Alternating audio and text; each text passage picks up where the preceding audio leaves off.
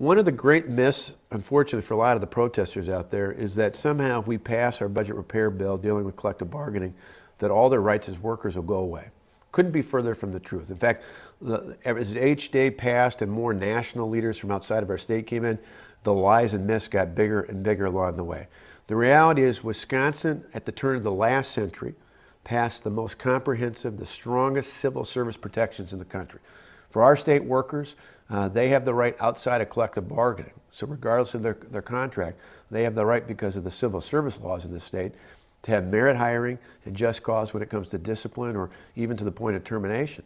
Those provisions, those safeguards protecting worker rights continue. Remember, they talk about worker rights. Wisconsin, several generations before collective bargaining was legal here in the state of Wisconsin, we passed at the turn of the last century the strongest civil service protections in the country. There's no state that has a better civil service system in terms of protections. That does not change in this. Worker rights will be maintained even after our bill passes. Wisconsin has the strongest civil service protections in the country. That does not change under this bill.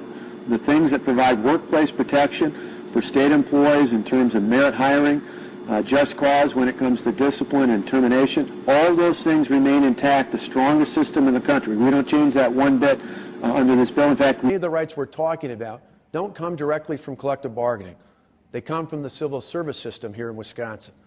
That law was passed in 1905, long before collective bargaining, and it will continue long after our plan is approved.